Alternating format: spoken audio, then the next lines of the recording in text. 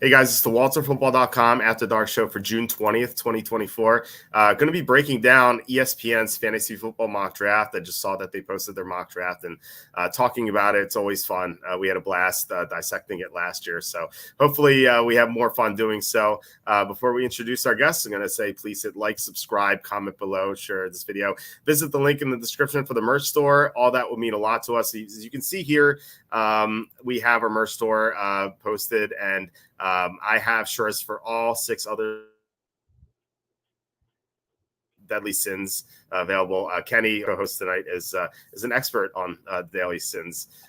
One of these shirts is January is Envy Month, as you can see here. We have 2 familiar figures. Although one of them is a little younger than he really is, but is the about 8 years ago this Envy took place. So you can get this and the other 6 deadly sins. By the way, this image took me like 2 hours to make because ChatGPT kept giving me British flags. And I'm like, please, no more British flags, and just kept giving me more British flags. I just didn't understand.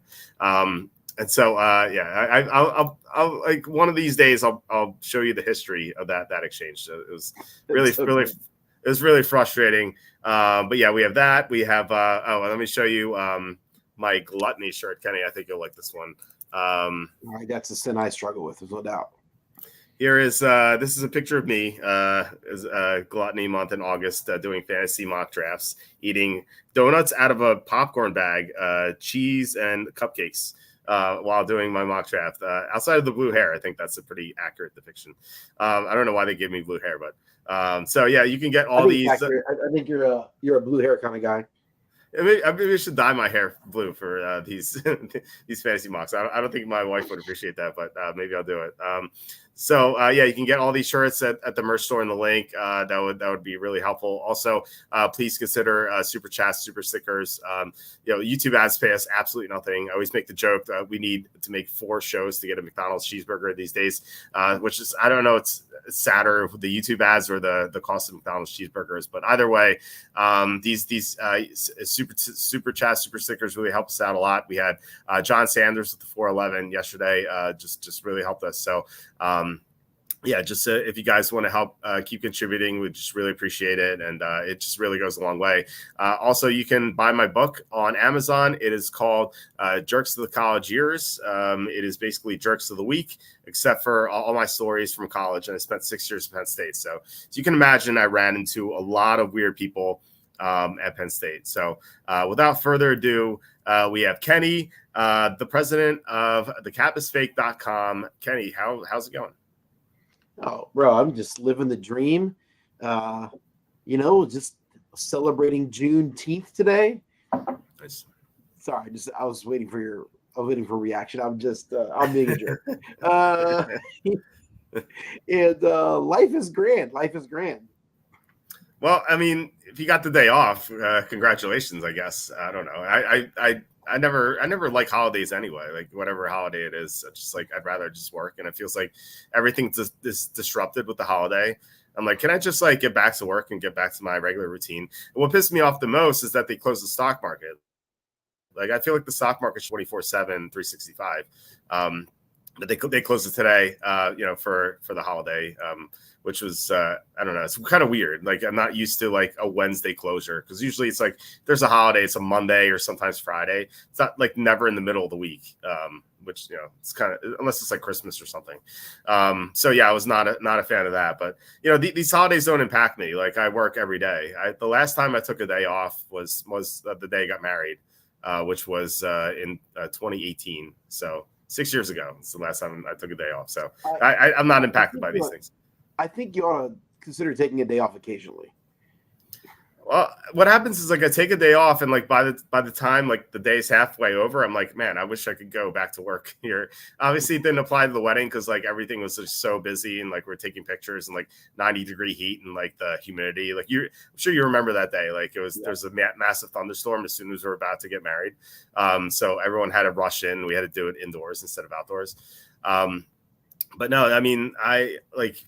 Outside of my wedding, the last time I took a day off was when Dennis, our developer, got married. I had to drive to Hershey for that, so I didn't get to work. And that was in 2009. So the entire the entire tens decade, it took one day off. I'm not an expert on emotional health, but I got to be honest. I think someone might tell you that's not ideal. I don't know. This is fun. I used to do this for fun before I used to get paid, professionally for this. I got an ad contract in 2007, and I spent 8 years running the site without making a dime. Like it was my hobby. It was like something I did. Like this is what I did for fun, So it's not like I don't really see it as work. Although like I have to do it now, otherwise we can't eat, which is kind of a problem. So. And especially with this economy, like and the declining ad stuff and whatever, it's just I feel like you have to do more these days. But either way, let's jump into. And by the way, you guys can comment, post questions, whatever. It doesn't even have to be about this topic. We'll answer everything, or at least I will. I don't want to get Kenny canceled. What did say?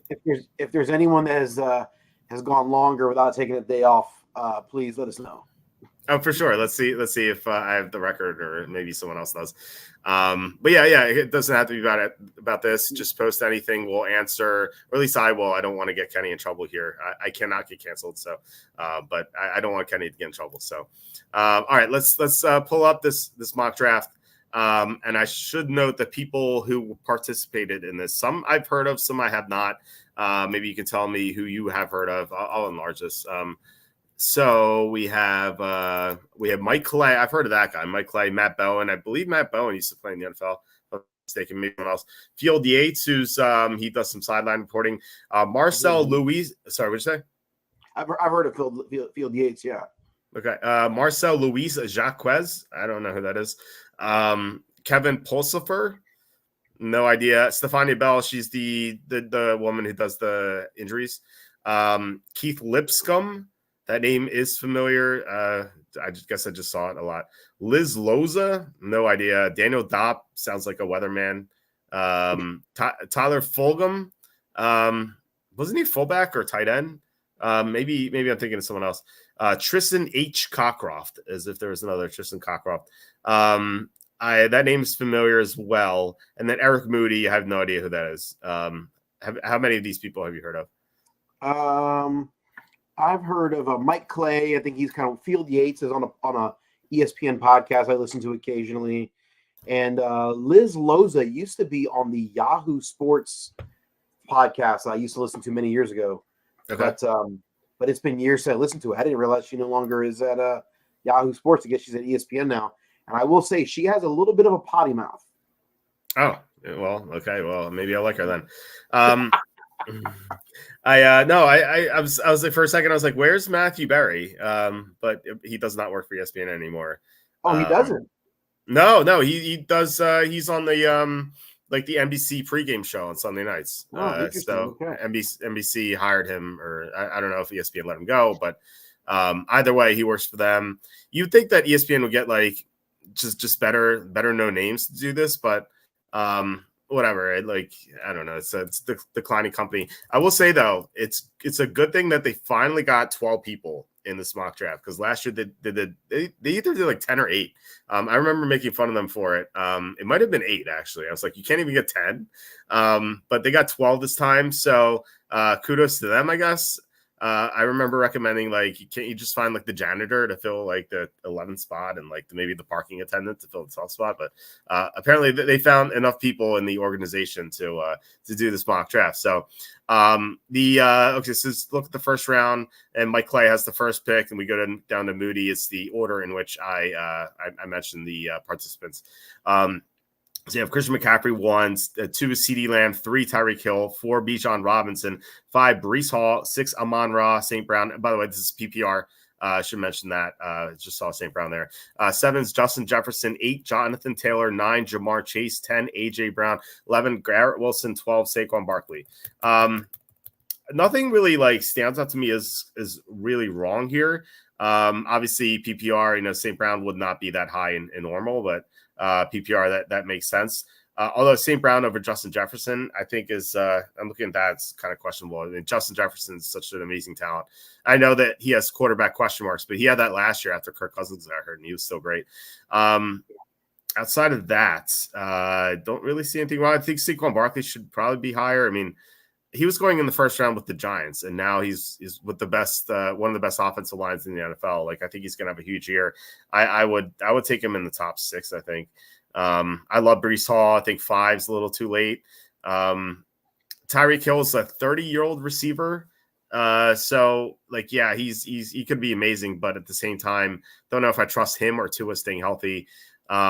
So and CeeDee Lamb too. I think like I would draft Breece Hall over everyone else except for McCaffrey potentially, or maybe even McCaffrey himself too. I love Breece Hall this year, but again, like I said, nothing like I think is ridiculous. It seems okay. So what are your thoughts on the first round? Yeah, I guess I don't know what the format is in terms of the starting roster expectations. Yeah. But I just there's no format in which a wide receiver should be going ahead of some of these top running backs. CeeDee Lamb is great, Tyreek Hill, great player.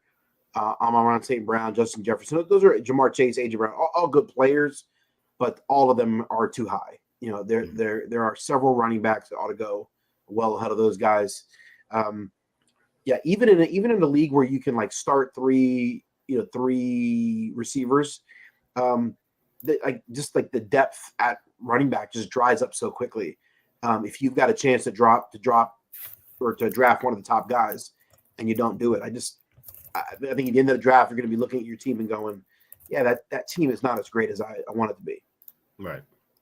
Yeah, I agree with that. Like I said, I'd rather have Breece Hall than Lamb and Hill. I'd rather have Bijan. I'd rather have Saquon Barkley, I think. So I agree with what you said. What are your thoughts on Jefferson as far as like, going after Amon-Ra St. Brown? I love St. Brown, but Jefferson I feel like should go earlier.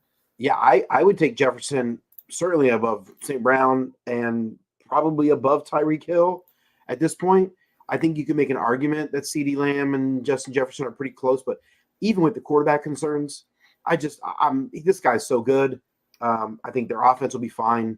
They may not win a lot of games because they have a rookie quarterback, or maybe they have Sam Darnold. I can't imagine they have Darnold going into. I think it's going to be McCarthy will get a shot sooner rather than later. But great players score fantasy points no matter what's around them. Like, that's the reality. Justin Jefferson is by every definition a great player. Yeah, totally agree. I think he's going a little too late of the receivers.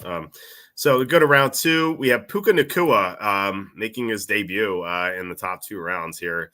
Crazy to think, like a year ago, no one knew who this guy was. Now he's going round 2. Jameer Gibbs going at 14. 15 is Kyron Williams.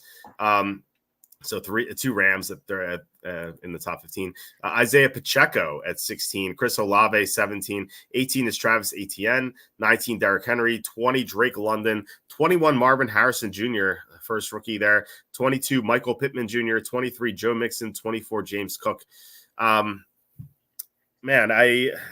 Dopp, the weatherman, taking Isaiah Pacheco at 16. It seems a little too rich for him. I know that there's definitely some major potential playing in the Chiefs offense, but it seems like Andy Reid likes to mix in other running backs. I don't know. I think like 3rd round is better for Pacheco, but I don't hate it. Derrick Henry at 19. It just feels like that's Stephania Bell. I don't know if this is like member berry pick. Like, I remember Derrick Henry. Derrick Henry used to be great. Like, he's mid-second round. Like he was last year. There were so many games where he got like 10 carries, 12 carries. Like, he was splitting touches with Tajay Spears. Now the Ravens don't have a young running back to split carries with. Yeah, there's like Keaton Mitchell, but he's coming off an injury. So like, I feel like Henry's going to get the majority of the workload. The problem is that the Ravens have lost 3 offensive linemen this offseason. And Henry's just a year older. So 2nd round, I have no interest in Derrick Henry there. Drake London, we discussed him. It doesn't strike me as like a great player. And like Kirk Cousins may not be 100%. So I think 2nd round is too early for London. Marvin Harrison Jr. could pay that off in the 2nd round. He's an amazing talent. I just feel like it's a little too early. The problem is like Kyler Murray has never played a full season. It just always gets hurt. And so if he goes down, you're asking Desmond Ridder to buoy a second round pick here, 2nd round rookie. I don't love that at all. So those are the picks I have issues with here. Everything else seems okay, and maybe nothing else really standing out. James Cook maybe a little too early, but I don't hate it. So what are your thoughts in the second round? Yeah, I mean, I think you got, there's a lot of opinions here. I mean, obviously, a lot of different approaches from different drafters in this draft here. Yeah, I think there's some guys that I just, I think you can make a case for them in there, but I wouldn't do it. Like I'm not going to be taking Derrick Henry at that spot, but at least I understand. Like I can see the argument for it, but like I wouldn't do it. And then there's players here that I'm just like, okay, I don't see the argument. Like Travis Etienne as the 9th running back off the board, like I don't see it. Like I think you can name 10, 12 guys that I'd rather have at this point in the draft, maybe more. So that doesn't make sense to me. I think I feel the same with James Cook. I think I can name, at least 4 or 5 other running backs and at least a dozen other players that I'd rather have in that spot than him. Marvin Harrison Jr. in the second round here, you mentioned, just feels like a lot for this guy's an all-world talent. He's in the draft of the guys who were just drafted. Statistically, he is probably the guy most likely to make the Hall of Fame. Like he's the guy that's got all the talent coming out of this draft. But second round for a rookie receiver on a potentially bad team, or subpar team, I don't know. Maybe he'll be great. That just feels rich. And so yeah, I wonder. There's several picks in this round. I go, oh, that feels like a question mark. Why take that risk at this point? Like there's risk with the upside not being there. I understand taking risk, but don't you want great upside? Like what's James Cook's upside in this spot? Like, does James Cook really have the potential to be a top 2 or 3 running back? No, he doesn't. What's his downside? His downside is that he's like RB 35, and then you have to cut him halfway through the year. I mean, like I don't understand that sort of risk. Yeah. I'm looking at this list of 12 players here, and I'm like, you just brought up upside. Like, who has amazing upside here? Like, I'll say Nakua, Gibbs, Kyron. Gibbs, for sure, is the one that stands out to me. Yes. Those 3 at the top. Then a Chris Olave, and Michael Pittman Jr. If Richardson stays healthy the entire year, I think he could have a massive season. Joe Mixon in that offense, and we saw what Devin Singletary did last year. So Mixon has a lot of potential. He's always run behind a bad offensive line. Now he's a good one. So I think he has potential there, but like a lot of these guys, and Harrison has potential, obviously, but he's only a rookie. And I kind of wonder where Malik Neighbors is going to be, given that they were only they weren't very far apart in the real draft. And they both have shaky quarterback situations. Like I'd rather have Kyler Murray than Daniel Jones, obviously, but Murray always gets hurt. So like, I'd rather have Daniel Jones than Desmond Ridder. So, yeah, this round 2 is not looking great. Again, like the first 3 picks and then Olave, I liked a lot, but then it kind of fell off after that. But maybe this is a depth issue for this draft, and we'll keep looking to see if round 3 looks more bleak. So let's get to round 3. We start off with Mike Clay taking Devontae Adams at 25, 26 Mike Evans, 27 Devon Achane, 28 Rashad White, 29 Sam Laporta, 30 Travis Kelce. Stefani Bell with those member picks. 31 Brandon Ayuk, 32 Stephon Diggs, 33 Nico Collins, so back-to-back Houston receivers. 34 Jalen Waddle, 35 Josh Allen, the first quarterback. 36 Alvin Kamara. I don't need to tell you that Kenny and I are both not going to like the Josh Allen pick. Nothing wrong with Josh Allen himself, but quarterback this early, especially PPR, when you have more points allocated to running backs and especially receivers. That's a huge mistake. Don't take a quarterback this early.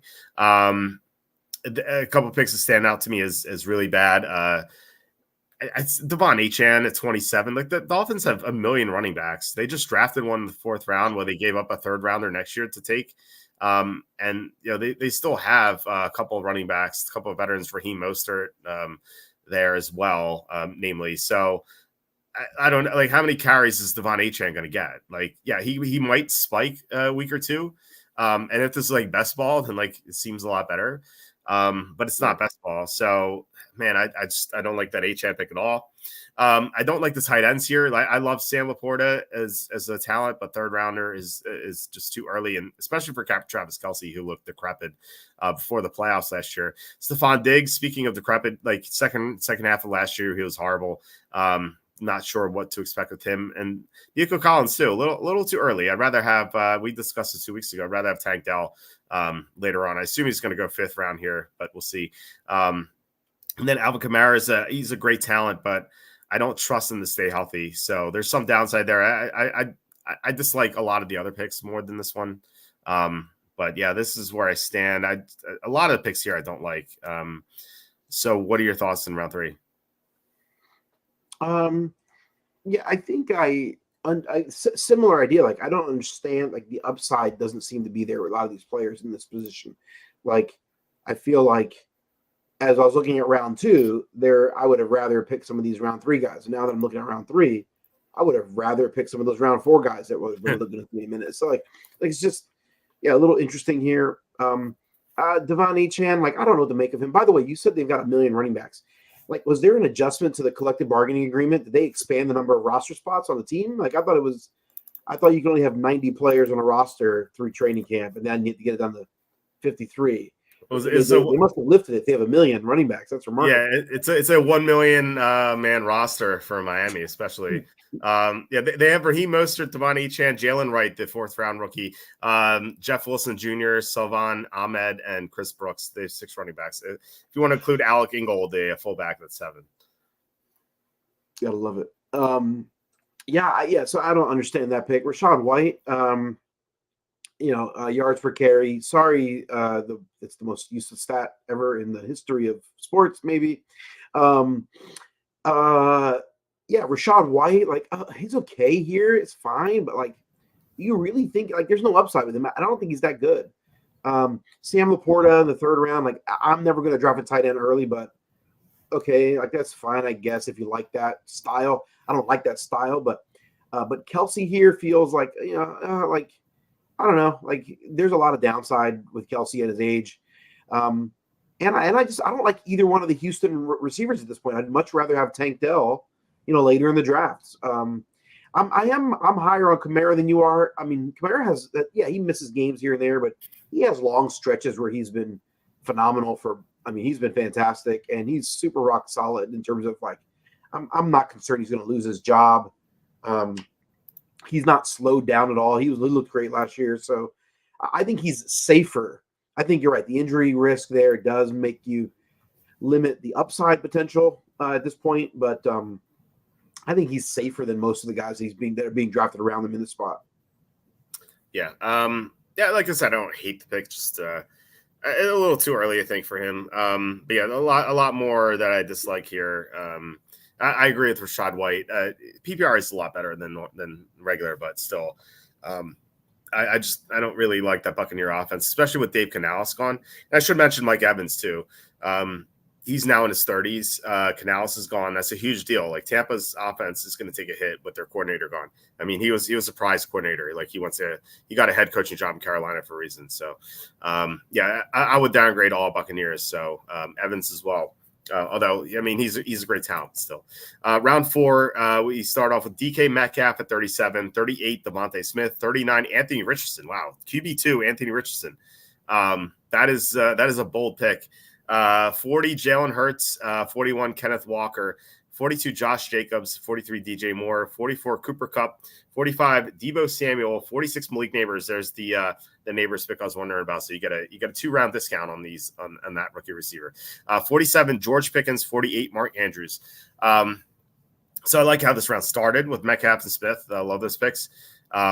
Richardson as the QB2 is, like, I feel like this Fulgham guy is going to look like a genius through 3 weeks, because Richardson's going to, like, break the system. Like, here, he's going to get like 30 plus fantasy points in this 3 weeks, and then he's going to get injured and miss 8 games. Like, Richardson got hurt in every single game he played last year. He is such a big injury risk, just the way he plays. Round 4, that's a huge risk, man. Again, if this is best ball, sure. But this is not best ball. This is a year-long league, and Fulgham's going to be scrambling to find other quarterbacks here. So, I don't like that at all. I like Jalen Hurts more, and I still think round 4 is too early for Jalen Hurts. Let's see here. Josh Jacobs. Can you tell me why Josh Jacobs is going so late? I don't understand it, because he's clearly better than a significant number of the running backs going ahead of him. I mean, running back 17 is ridiculous. Yeah, I completely forgot about him, and then I read off his name. I'm like, I would have taken him around 2. I mean, I don't get why he's going so late. But hey, I mean, I was about to say I'm going to get him on my leagues, but I feel like you're going to beat me to the punch, depending on like where we draft. But I don't understand why Josh Jacobs is going so late. He's at least a second rounder. If they took him at the end of the first, I would not have hated that. Like, he's going to be playing in a great offense. We saw what Aaron Jones did last year when he was healthy, and like Josh Jacobs has no injury risk. I know there's a hamstring right now. It's not like a big deal. Like Jacobs has better durability than Aaron Jones. He's more talented than Aaron Jones. Maybe not as a receiver out of the backfield, but still, like, as a runner, he's more talented. And I just think he's going to have a huge year in Green Bay. This makes zero sense to me. Cooper Kupp at 44, I dislike. He's always injured. I can't count on him at all. Plus Stafford gets injured too. So I feel like this is another member pick. I feel like Stefani Bell should have made this based on her draft history so far. Debo's fine. Neighbors, I think, is okay in round 4. Don't hate it. Mark Andrews don't like tight end basically in round 4. Just don't like that at all. George Pickens could have a good year. Kind of like that pick. He's with Deontay Johnson gone. It's going to be the George Pickens show. So some really good picks here, especially Jacobs. Some really bad ones. What are your thoughts here? Yeah, I think so. Some really good ones. I mean, quarterbacks in this round make no sense to me. Tight ends at this point, Andrews, it makes no sense to me. There's no value. You're drafting these guys at the top of their value. There's no upside. It's all downside. In my thoughts. I like Devontae Smith there. To me, we already talked about Josh Jacobs. I have Josh Jacobs as my 6th running back overall in PPR. Mm-hmm. And so, I think if you take him, if he's being taken the early 2nd, that would make sense to me. Cooper Kupp, I'm okay with it. I'm probably a little higher on Kupp than you are. I think you're right, but I'm as I look at the guys that are kind of behind him, I think I'm probably okay with him being taken in this spot. There might be 1 or 2 receivers in the 5th round that I might have taken ahead of Kupp, but yeah. So late 4th, early 5th is probably where Kupp's going to end up. Debo, with the situation with Brandon Ayuk and San Francisco, it's hard to know how that's going to shake out. And so I love Debo. I think he's a great player. The injury risk is high because he invites contact on every other freaking play. I mean, the way he plays, it's like he's a UFC fighter just wanting to grapple to the ground. Like, I don't know, just weird. George Pickens, I don't know what to make of that Steelers offense. It's just hard to know. Are they going to be great? If Justin Fields is there, is Wilson going to rebound, or is most likely they're just going to struggle and suck? And so I feel like Pickens has, if everyone are looking on the screen right now, I think Pickens has this might be wrong, but I feel like he has the most wide variance of range of outcomes. Like Pickens could be a wide receiver 1, or he could be like a low end wide receiver 3. I feel like, and I don't think it's necessarily his fault. I just think it's the situation he's in. So he's the 25th wide receiver off the board here. Would it surprise you if Pickens is wide receiver 14 by the end of the year? Or would it surprise you if he's wide receiver 35 at the end of the year? I feel like either one of those is possible, and it's not really his fault. So hard to know. Hard to know what to do with Pickens. So maybe this is okay to draft him in this spot. Maybe we look back and go, oh my gosh, that's an amazing value. Yeah. I agree that he is the widest range of outcomes of any player here. We have some comments. John saying, why is Richardson more injury prone than someone like Allen or Lamar? Lamar is injury prone as well. Before last year, he couldn't finish either of his previous 2 seasons. But the way Richardson runs, just so recklessly, I remember watching that first game against Jacksonville, and the announcers were even like, "This is before he got hurt." The announcers were like, "The way Richardson is running around like this, he's not going to last the whole season." And then like 2 minutes later, he got hurt. It's like it's such like impeccable timing. Yeah, and like Josh Allen, I feel it's like he's more careful in how he runs, and plus Josh Allen said he's not going to run as much in the early part of the season. At least he said that last year. That Richardson is going to like run like a maniac, and he's going to get his ACL torn or something. Like something as bad is going to happen. Like again, he got hurt in every single game he played last year, like including the one. He only lasted a complete game once against the Rams, and he got hurt in that game too. He was like limping at the end. So yeah, like he is the biggest risk of all the quarterbacks, despite Lamar Jackson being a risk as well. Yeah, I think just to answer John's question, like why is he more injury prone? I don't think he's more injury prone like naturally. It's the style of play, and you would think that Shane Steichen and the Colts coaching staff is going to. You would hope they're going to try to get that into his head, like, hey man, you can't take these unnecessary shots. You're taking way too many shots. You're inviting contact. Josh Allen runs a lot and he takes shots, but he's smart. He knows how to get down, gets out of bounds. I mean, there's a time to push and a time to kind of give yourself up. I think Jalen Hurts is as great as this. It doesn't take a lot of contact, doesn't take a lot of hits. He knows when to get down. I remember just like running backs like through the years. Like I think about Barry Sanders and Brian Westbrook. Like there were certain guys, even Tiki Barber, later in his career, guys I remember that like really adjusted their game to not take big hits. And it really paid off. Fred Taylor's another one who's a running back who used to invite a lot of contact early in his career, a lot of injuries, and then he changed his style of game. Made an overt shift to change, like, to get down and to kind of not fight through as many tackles and to kind of preserve yourself a bit, for later in the season. And, you would like to believe that the Colts coaching staff is going to be drilling that with Richardson, man. Like, hey, you can't take these unnecessary hits. You take 4, 5, 6 unnecessary hits every game over the course of the year. Like percentage wise, your probability of injuries is going to be significantly higher than a lot of the other quarterbacks not taking that. So for his sake, for the Colts' sake, and for anyone drafting Richardson, you would hope he learns that. Yeah, for sure. Remember Fred Taylor used to be known as Fragile Fred, and then he had like a 3 or 4 year stretch where he didn't get hurt at all. So yeah, it's definitely true. Matthieson says Pickens, he's a bum. He's a very talented bum. But Kenny is right about that offense with Russell Wilson. Although with Russell Wilson, Cortland Sutton caught 10 touchdown passes last year. So there is a chance for fantasy production. Although as much as I hate Russell Wilson, like there's a shot of that. There's some comments about Josh Jacobs here. Jacobs had 2 100-yard games last year behind the same line as Zamir White. Well, I mean, he had an amazing year in 2022, but that offensive line wasn't good. Like Green Bay's offensive line's better. And also remember, like the Raiders had Aiden O'Connell at quarterback for most of the year. Like there was no respect for O'Connell. Like they just stacked the line of scrimmage. Like they won't be able to do that against no cookie Jordan Love. And then John says AJ Dillon may split the carries. I don't think so. We saw how bad AJ Dillon was last year. He's terrible. Awful. He's awful.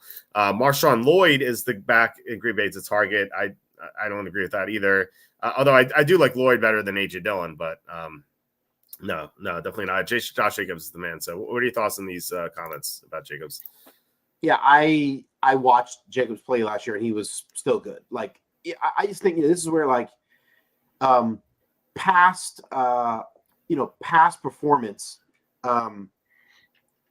is not necessarily like past statistics are not always a great indicative of what you should expect in the next season because there's context around all those stats. So as you said, like the Raiders, like they've had all kinds of issues last year, and so like it's like that, like it's a different situation. It's a different offense, different setup in Green Bay. So it's like it's hard to say look at those stats and say okay, that's what we're going to project for him in Green Bay. Like it just doesn't. It's not that simple. Yeah. And so I'm looking at the offense going. I expect that offense to be good.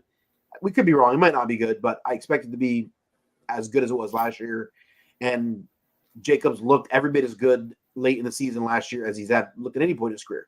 He doesn't look like he's lost a step or slowed down. So I have no reason to believe he's not going to be good. And he's been good most of his career. So I expect him to be a top 6 running back this year. That offense was great when Aaron Jones was healthy last year. Like I said, Josh Jacobs is more durable. So it's an upgrade as far as I'm concerned, at least as a runner. Like I said, I'd rather have Jones as a receiver, but still Jacobs is a better runner. Matthias said, I understand the risk of Anthony Richardson, but he's the only player with upside in this round. I disagree with that. I mean, Metcalf, Smith, they certainly have upside. Hurts does. Josh Jacobs has great upside. DJ Moore, Caleb Williams plays well right away. He has great upside. Debo, if Ayuk is traded. Neighbors, you have to say he has upside. Pickens, too. I know you don't like Pickens, Matthias, and Matthias says, my league drafted Pickens in the 4th. Louis Anderson would magically appear and present that person with the dumbest pick award. #Family Feud. I don't know. There were many more dumber picks. I know you don't like Pickens, but he's a super talent. It's just the conditions around him, as Kenny said, are questionable. But I think he could be okay. I mean, what if it's Justin Fields? Like we saw what DJ Moore did last year with Fields. I'll take that production. Not that Pickens is as good as Moore, but still, he's a great talent. He's a great physical talent, though. Yeah, I agree.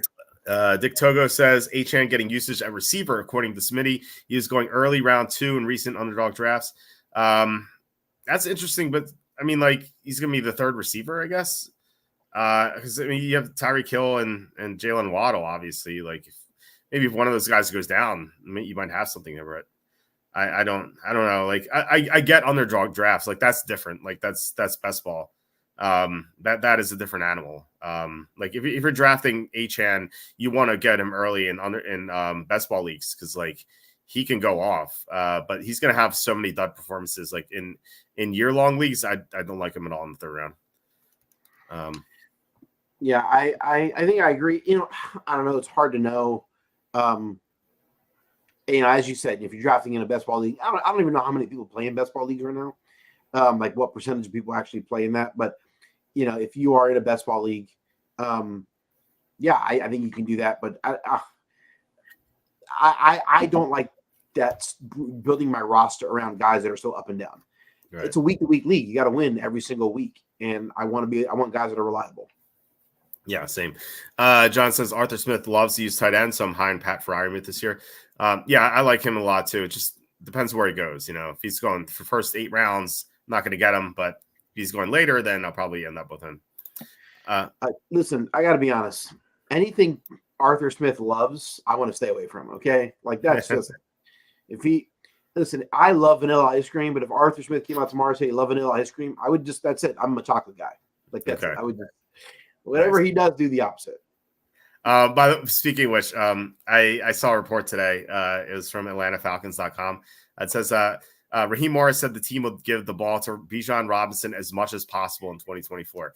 I was wondering if Arthur Smith saw that report. He's like, that's stupid. Why would you give the ball to your best player so much? You should give the ball to your third running back. That makes more sense. So I thought that was pretty funny. John says Aaron Jones and AJ Dillon rushing attempts for similar the last 3 years. I'm not sure that changes with Jacobs, which may be why he's going as late as he is. Well, Dillon got his chance last year and he was horrible. So there's that. Plus Aaron Jones he got hurt a lot last year. They were trying to preserve him. Just look what they did in the playoffs with Aaron Jones versus AJ Dillon. It was the Aaron Jones show, and when it mattered. And they paid Josh Jacobs a lot of money, and he has no durability ?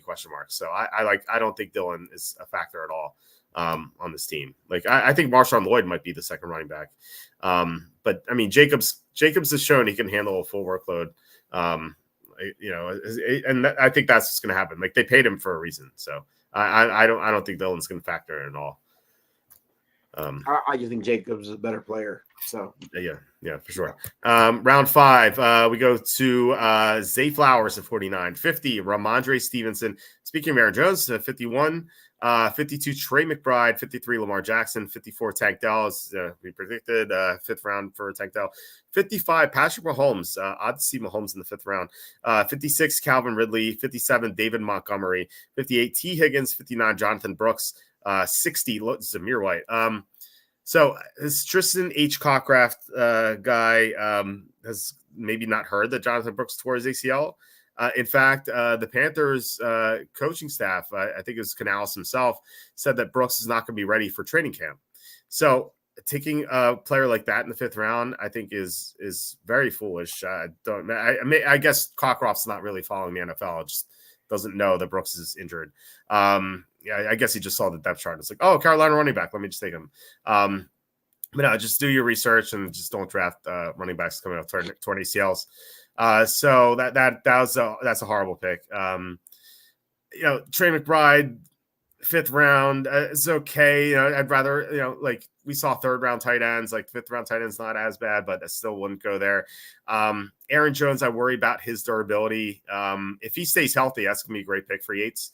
But I don't trust Jones enough. But I guess 5th round's like, I think that's like where you start taking some risks. So not horrible. Stevenson behind that bad offensive line, just no interest there. Let's see here. Mahomes in the 5th round is interesting. I think he's my top quarterback. I'm not sure. I have to look, but I think Mahomes bounces back this year. Andy Reid's talking about taking more deep shots. They bolstered the receiving core.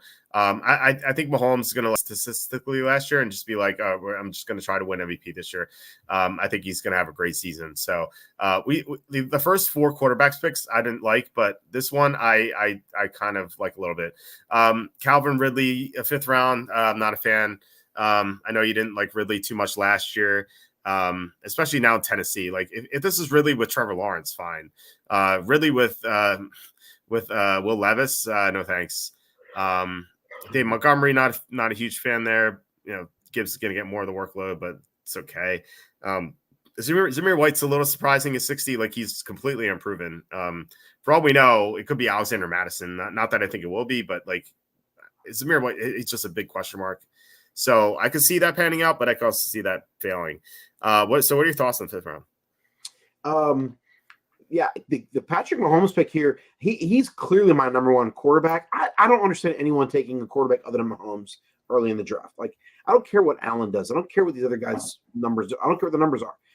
Patrick Mahomes is the best quarterback in the NFL by far. He's he's worthy of a bet. If you're going to bet on one of these guys, he's the guy worthy of betting on.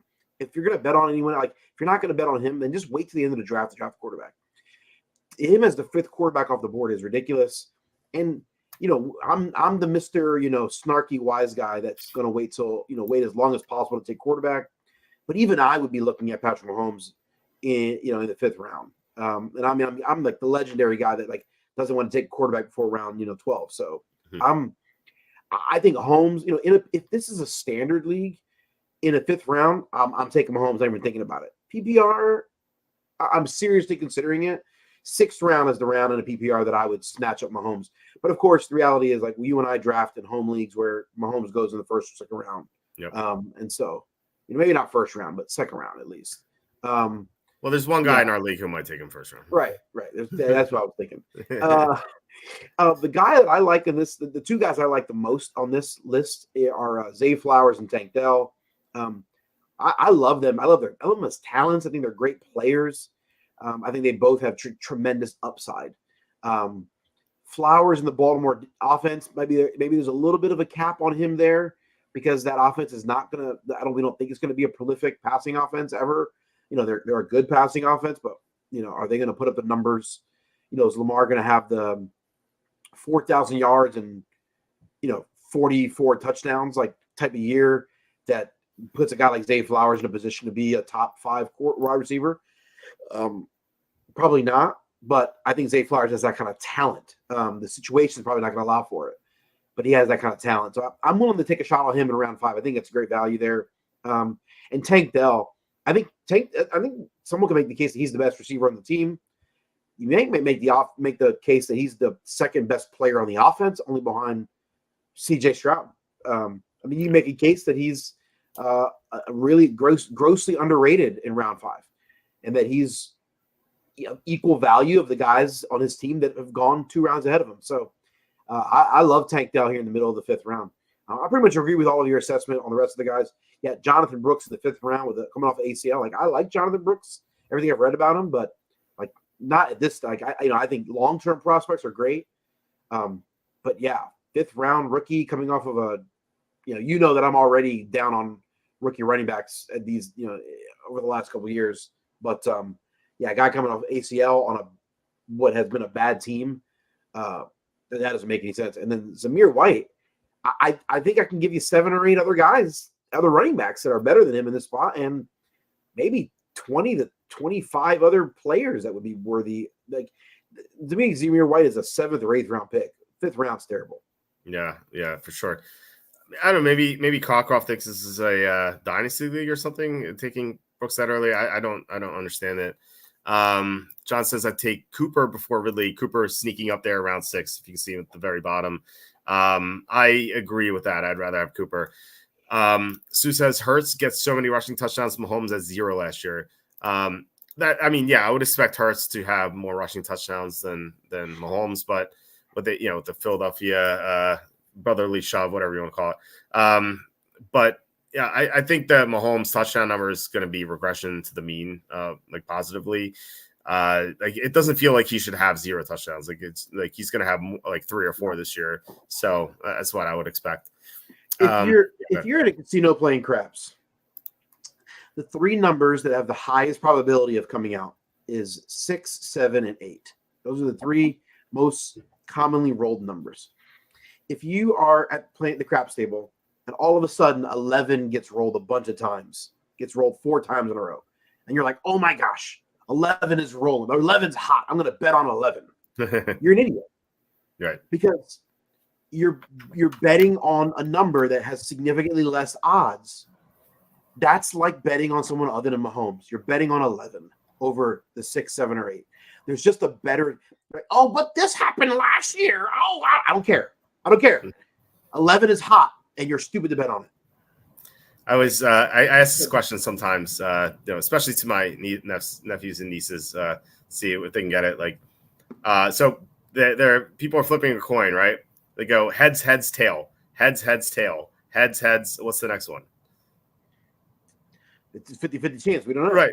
Exactly. It's 50-50 chance. And people are like, no, tail, right? Because of the pattern. Like, no, there's no pattern. It's 50-50. Unless it's rigged, but it obviously not rigged here. So yeah, I think regressions to the mean for sure for Mahomes. I think he's going to have a bounce back year. And I think he's going to be motivated. And it sounds like he's excited. Anytime Mahomes is excited and interested, that makes me want to take him a lot, like even more so, because Andy Reid was talking about the throwing more downfield, and so I think the Chiefs offense can be very explosive. John says Josh Allen was number 1 QB last 4 seasons fantasy wise. I for sure. I mean, but he's going to have a diminished receiving core now. He said he's not running as much. So like those are 2 factors I would put in. I mean, I still like Josh Allen a lot, but I think Mahomes overtakes him this year. We'll see. Obviously, like injuries could play a factor too, and like who knows, maybe Buffalo's receiving core is going to be a lot better than we think. And if so, then yeah, Josh Allen could be the number 1 QB again. But I think Mahomes. I would take Mahomes over Josh Allen right now. You're in one of your T-shirts should be 11 is hot. As like just like 11 is hot. Like, yeah, Josh Allen's very good. Josh Allen being the number 1 quarterback over Mahomes is like 4s being rolled more than 6s. Like, the probability is 6, but sometimes 4s get hot, and 4 years in a row we've had 4s. Like, but 6 is still a better bet. Yeah, like statistically speaking. Yeah, for sure. He says he's not rushing as much every year. I don't know. I think it was like more emphasized last year, and that actually happened last year. Like he stopped running as much in the first half of the year, and then the second half, I think after that loss to the Broncos on Monday night, I think something clicked there, and like they're like, crap, we're losing to bad teams here. Let's turn things around. And Josh Allen started running more. I don't know. Maybe that'll carry over into 2024, but like I think he'd rather just preserve his health. So in like the first half of the season, he might not run as much, but we'll see. Let's jump to round 6. As I mentioned earlier, Amari Cooper leads off this round at 61. 62, Dalton Kincaid. 63, Kyle Pitts. 64, Jaden Reed. 65, Evan Ingram. 66, David Njoku. A bunch of tight ends here. 67, James Conner. 68 DeAndre Hopkins, 69 Terry McLaurin, 70 CJ Stroud, 71 Dak Prescott, 72 DeAndre Swift. Not in love with the tight ends here. I like Kincaid for sure, especially with the receiving corp. The other two, the other three rather, not like crazy about in round 6. I think Pitt's way too early in round 6. So although he's probably gonna have his best year, but still, I'd rather grab a tight end a couple of rounds later, at least a couple of rounds later. Evan Ingram. With Calvin Ridley gone, he should produce more, but still, again, I'd rather have you can find like someone similar in round 8, I think. David Njoku, same thing. Like Njoku is that 11 is hot guy, right? Like he was he was on fire down the stretch last year with Joe Flacco, but Flacco's not there anymore. So I feel like that's a regression candidate for sure. So like I'm not in love with the tight ends here, except for Kincaid, but still I'd rather just wait on the tight end. I think McLaurin. I think there's some good value with McLaurin. It feels like he was going like round 4, round 5 last year. I expect he's going to rebound with a better quarterback. Like last year, that same Howell. Like we don't know how Jaden Daniels is going to play, but he can't be as bad as Howell was last year. Like Howell just held the ball in the pocket forever, or he just released quick passes so he wouldn't get sacked. Jaden Daniels is going to be behind a better offensive line, and he has more talent. So I like him. CJ Stroud's interesting, round 6. Like, again, I'd rather wait on a quarterback, especially PPR. But, if you're going to take a shot on a guy like who's not Mahomes or Josh Allen, I think Stroud is pretty good. Hopkins, way too early in round 6. Like, he's not even the receiver 1 anymore, and he's getting older. Like, he's like almost – I don't know, he's in his mid-30s already. Just like that's like a member berry pick. James Conner was great down the stretch last year. I don't trust him to stay healthy though, but it seems okay. Jayden Reed seems like a little too early, but again, this is PPR. I kind of like Jayden Reed, but I don't know. It seems okay. But yeah, I mean, nothing really stands out here as like a phenomenal pick as far as I'm concerned. Swift, I feel like he's just going to get hurt, So like, I can't even like tell you what my favorite pick here is. Like maybe McLaurin. I don't know. What do you think about this round? I guess Cooper. I think there's some serious depth issues in the particularly at the running back position. Yeah. Like you think about this point, like going into this round, you have 30 receivers off the board already, and you've got 22 running backs off the board going into this round. Or 29 running back, 29 receivers versus 20 something running back. I mean, that's weird to me. That receivers are just really being prioritized in this draft up to this point. And the running back depth is already gone. So I think that the lesson I learned from this is prioritizing wide receiver early could be a significant mistake, because you're going to end up with DeAndre Swift and James Conner as the options for your, RB3 or flex, or God forbid RB2. I think that could be terrible, disastrous for your team. As far as where these guys are being drafted, like I think like the talent in the draft is kind of drying up. So it kind of is what it is. Like this is the quality of talent you're getting in this round, for the most part. And so I think that should inform how we think about drafting in the earlier rounds. Tight ends at this point of the draft are dumb. Like what David Njoku in round 6, like what value is there? There's no value there. It's dumb. Don't do that. Quarterbacks like Stroud, and okay, maybe it's fine, I guess. Prescott may be fine, but like I just don't see a lot of value there. I'd rather just wait 6-7 rounds and pick whoever's left. I don't know. It just feels like that doesn't any value there. I think probably the best value on this, as we look at this right here, is probably maybe Terry McLaurin is the best value pick here. I'm not 100% sure that's accurate, but yeah, I think of all the players here, like who's the safest player on this round? Probably McLaurin, I think.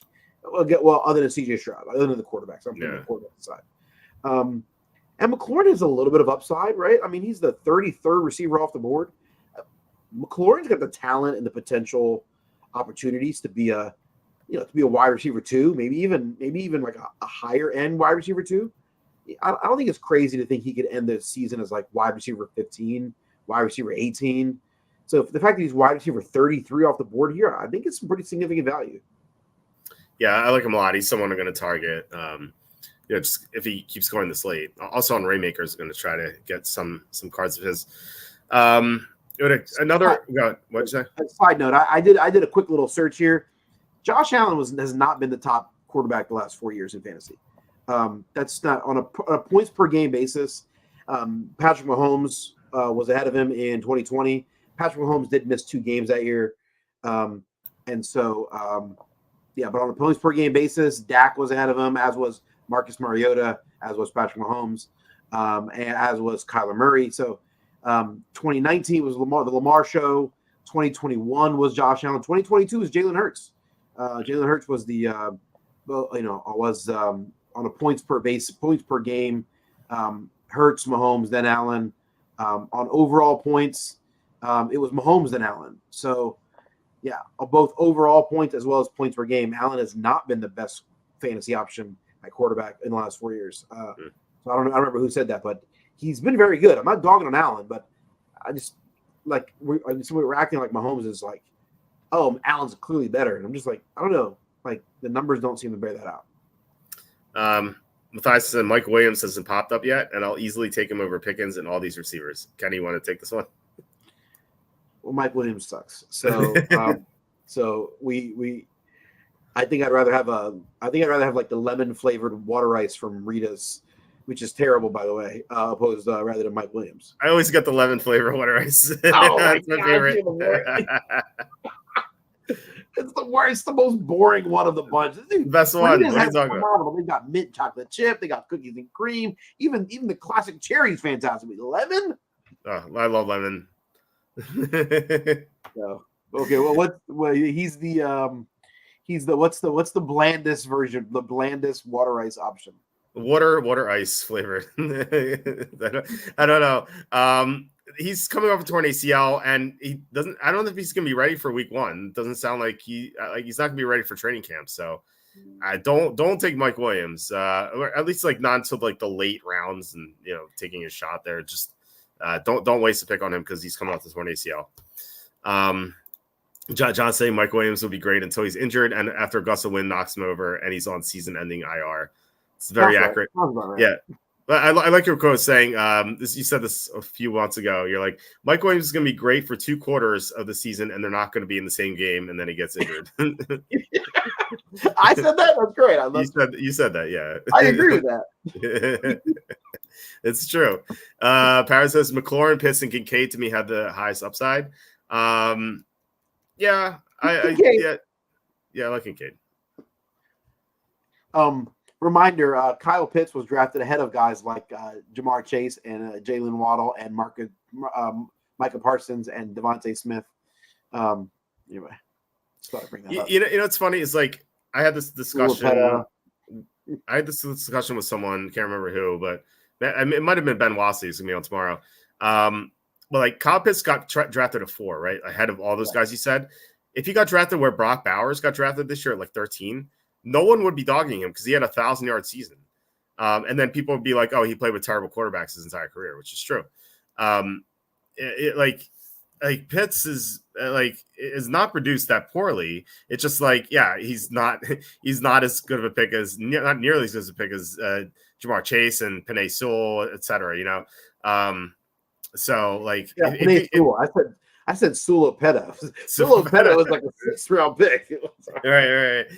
No. If he went after those guys, no one would say a single thing bad about him. Like, right. It's just like where he was drafted. Sulopeta. Nice. I love that I mixed those guys up. Nice. Low key, unintentionally racist stuff. Nice. Jared says hopefully McLaurin gets to play with the top QB at some point. It could be Jaden Daniels. I like him a lot. Pitts has had Ritter and Mariota. Imagine him having an extra QB. Yeah. I also like taking Benson later if I take Connor. I'm not a fan of handcuffing your own running backs. It just feels like you're curbing your upside. I like handcuffing other people's running backs just because like there's just way more upside there. Like say if your running back stays healthy and the other guy gets hurt, like you have his running back too.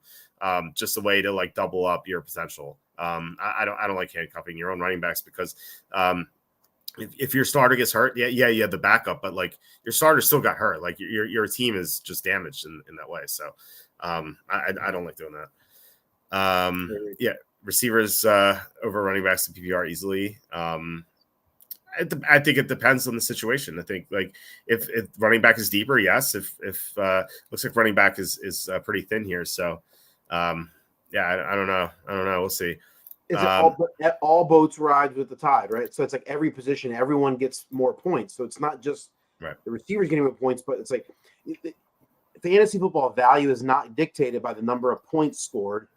Value is dictated by the more points you score over other players at your position. And PPR makes all receivers more valuable, which means the chasm remains the same. So I think when people say like, oh, PPR makes wide receivers more valuable, that's actually statistically not true. Yeah. Yeah, I agree. I mean, if anything, that just makes quarterbacks less valuable, but because they don't get the points. They don't get PPR points, right? That's the only position not getting, or I mean, kickers, defense, whatever. But, right. But the only position not getting any PPR points are quarterbacks, and so that's the only position that's devalued.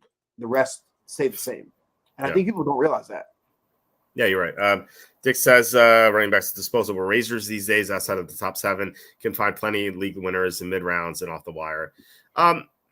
You can find league winners in the mid rounds off the wire, but I think it's harder to do that for running backs than other positions.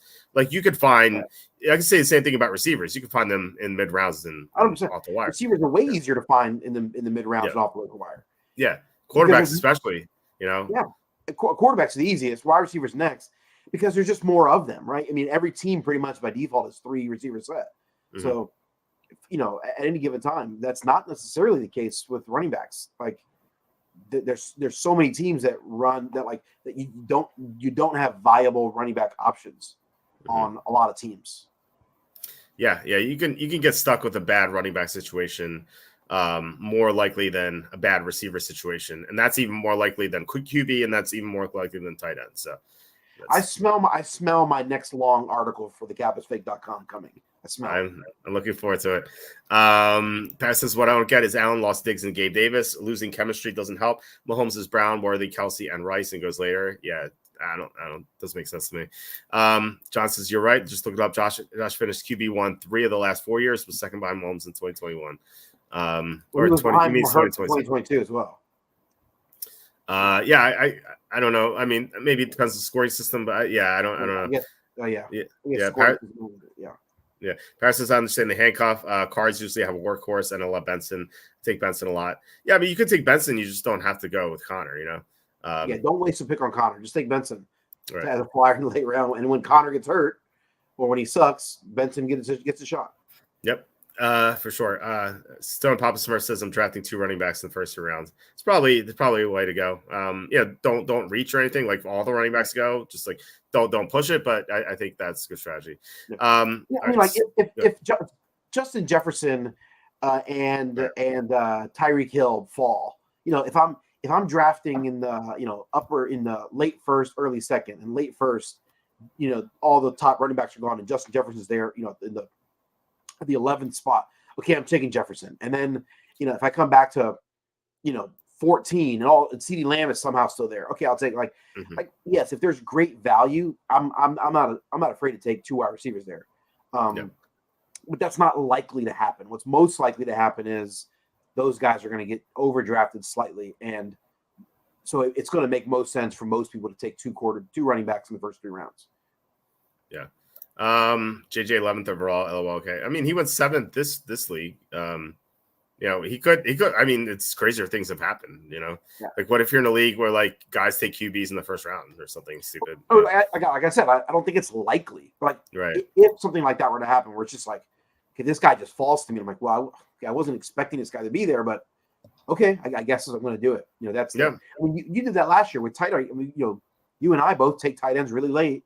Typically very late in the draft, but last year we were in a league late 7th round, I think, and TJ Hawkinson was still on the board. And you said, well, this is outside of my normal strategy, but I'm going to go with it because there's a lot of value here. Yeah, I couldn't believe Hawkinson was there in round 7 for me. Like I was like, yeah, tight end, I'll just take round 14. I don't care. But then Hawkinson was there. I was like, I got to take him. Like just go just shoot my strategy, because I just got a great value. So just you have to play the board and stuff like that. Don't push. a certain position, but you can value certain positions more than others. Like you can take a big board and just bump up all the running backs a little bit and like just do it that way. Just so like, yeah, you prefer the running backs, but still you're not going to pass on better players for the position. Right. All right, let's get to round 7 here.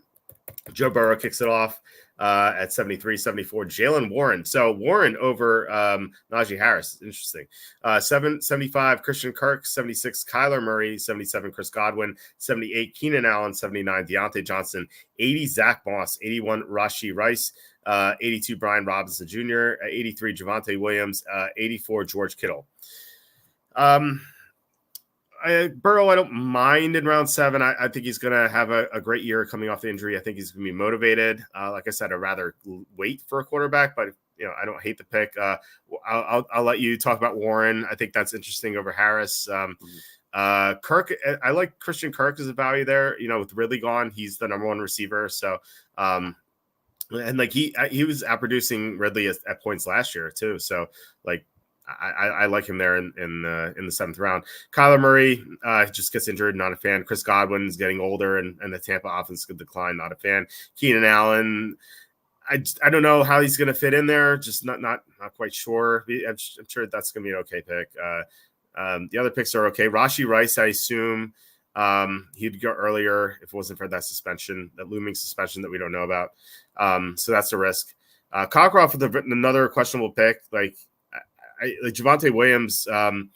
I mentioned this yesterday. Cecil Lammey, who's one of the best team reporters out there.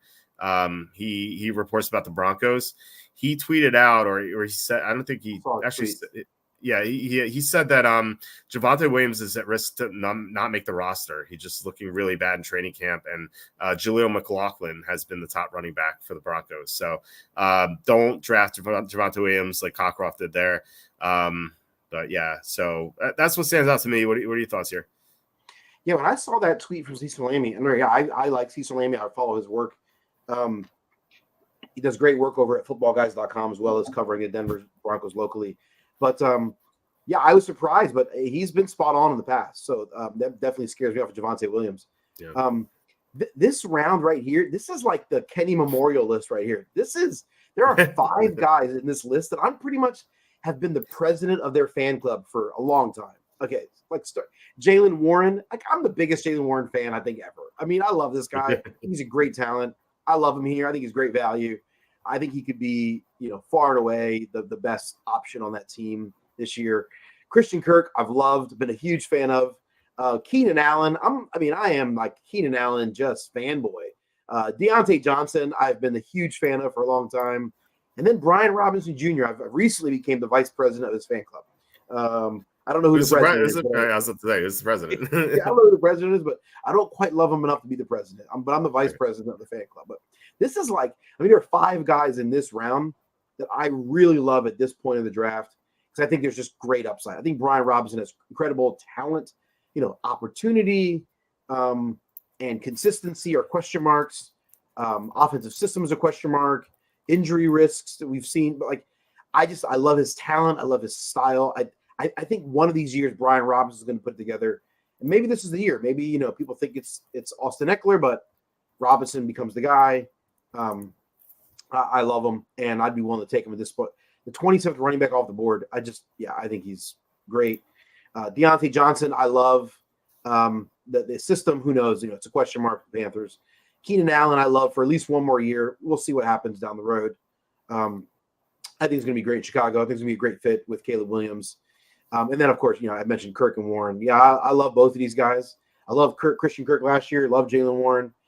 I'm a little bummed that Najee Harris is back. I thought he was not going to be back this year. I thought Jalen Warren's going to be the main guy. So that's a bummer. But maybe that just means we get great value. Maybe, Harris sucks and they relegate him to being, the 5th option on the team. And they give Warren all the carries. So I think if Justin Fields is on this team and he's playing good, that will bump up the offense. Of course, Justin Fields' running ability will maybe cannibalize some touchdown opportunities. But I'm going to walk away with Jalen Warren on pretty much every team this year.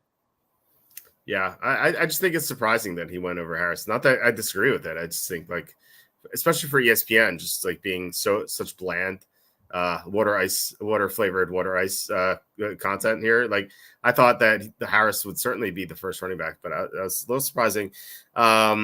So Dick says Javonte Williams may not even make the Broncos. Oh yeah, it's I don't think Tristan Cockcroft is paying attention to football, personally, just based on his picks. John says, I like Chase Brown being this year's Kyron Williams. I like Chase Brown too. I'd rather have him over Zach Moss, especially given where they're being drafted. I'm not a Zach Moss guy, so yeah, we'll see where Chase Brown goes, but I think he could be a good value. Oh, you know what? Chase Brown's not gone already, has he? He's not been drafted yet. No. Oh, I kind of forgot about him. That's actually interesting. Oh yeah, he definitely should go ahead of Zach Moss. I think so too. That's interesting. Yeah. Dick says a lot of good running back value in these rounds. Najee Harris and Warren have a lot of rushing attempts last year. Hoping to get both. Again, way better rushing offense compared to last year. Huge OL upgrades. They did bolster the offensive line. That's true. So I don't know about like great running back value or good running back value, but there are some good ones, like Kenny highlighted, Robinson and Warren. Like there are some decent ones here. So if you miss out on the early guys, and Chase Brown later, I'm sure. Yeah, so we'll see. We'll see where Chase Brown goes. Matthias says, no surprise, Jalen Warren pick here is awful. Matthias just doesn't like the Steelers, apparently. But he says ESPN National Media Draft, not surprising how this draft is going down. This is definitely true.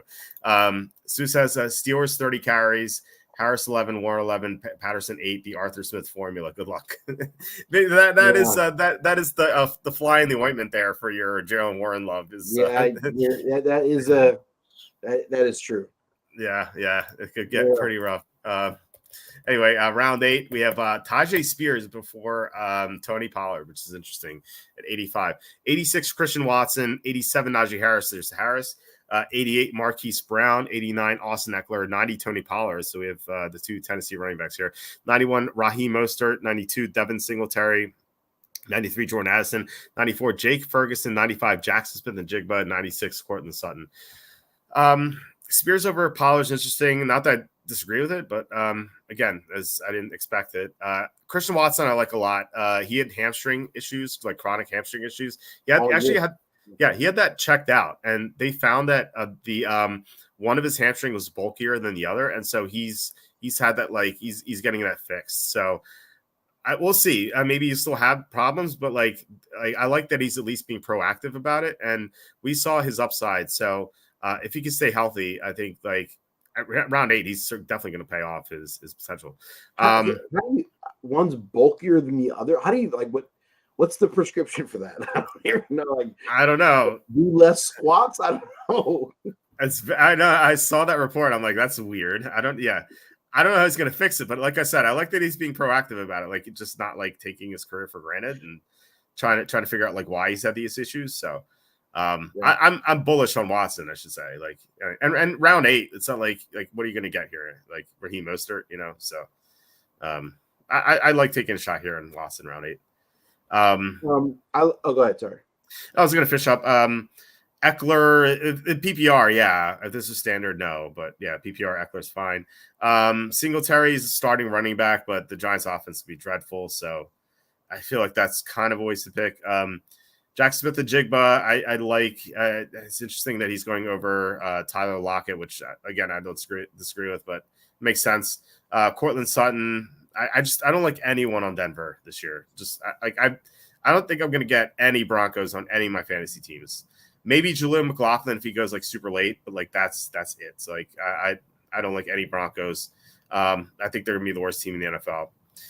So nothing really like stands out here. Marquise Brown, I mentioned him. I think that's a solid pick by our weatherman, Daniel Dopp or whatever his name is. But what are your thoughts on round 8?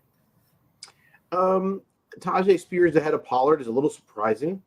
I really like Spears, but I think Pollard is a good player. So I don't know what's going to shake out here. The shakeout there is going to be. I'm a little surprised that Pollard goes behind Spears here. But I think there's nothing that stands out here as terribly good or terribly bad in this particular spot.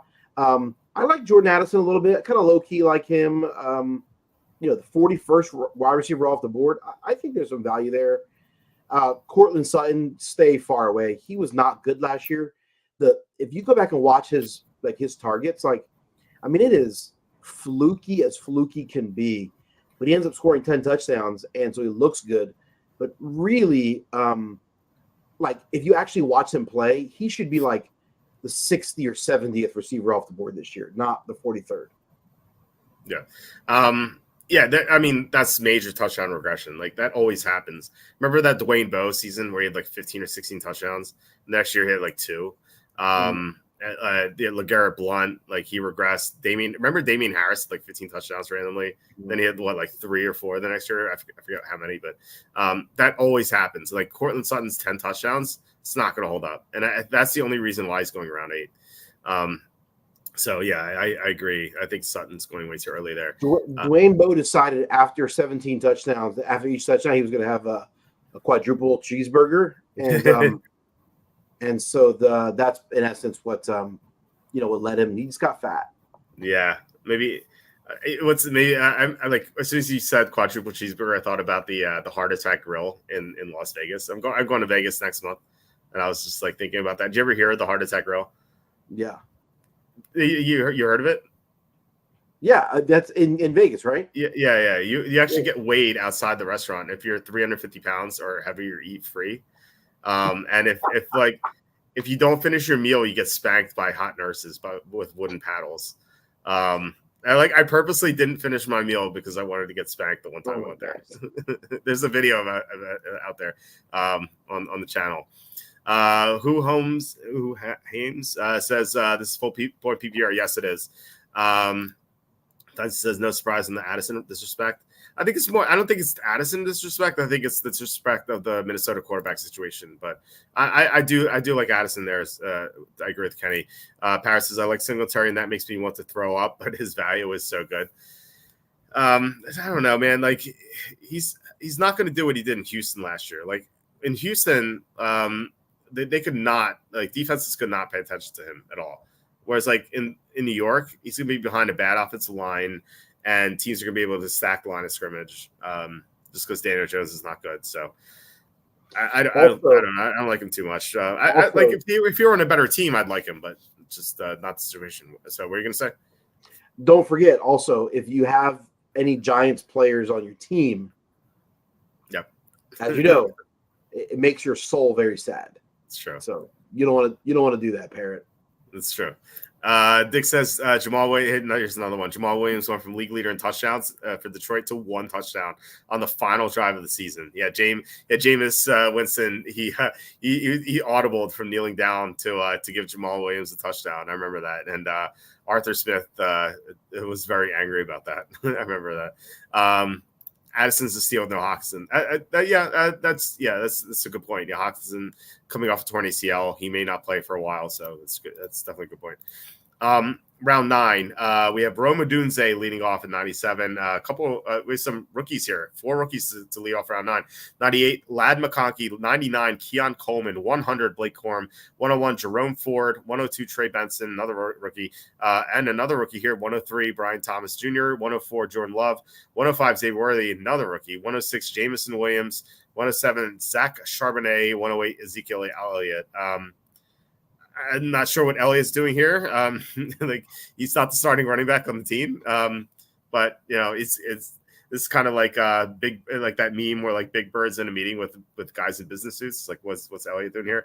I think most people don't realize that he's not going to be like. I think people think, oh yeah, Zeke Elliott's back. He's the main guy.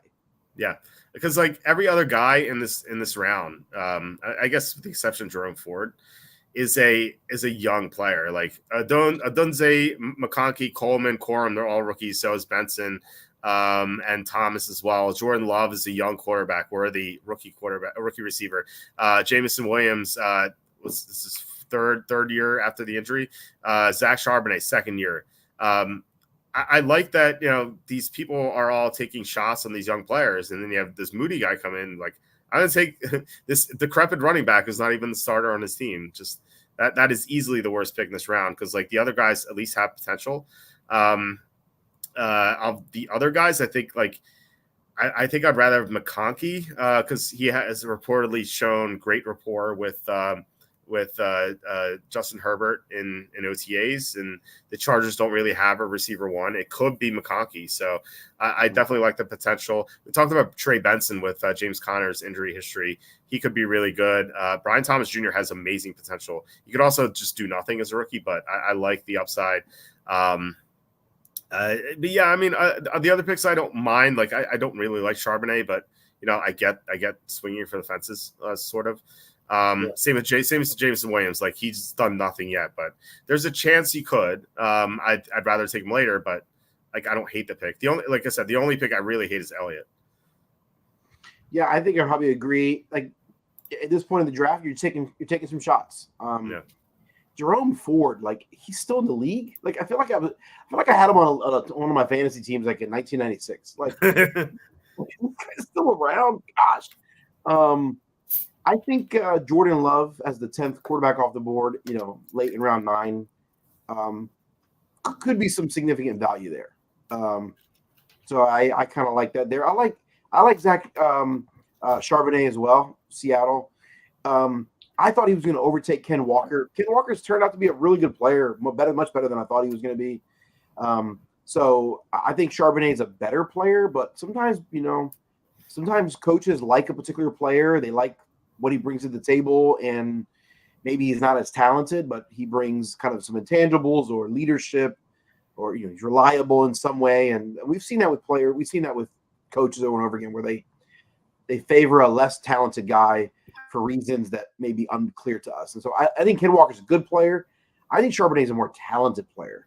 And so I think taking Charbonnet in late round 9 has some significant, upside. If Walker would get hurt, or if he were to, just not be as good, I think Charbonnet could be the guy that could really, down the stretch, he could be the league winner type guy. Right.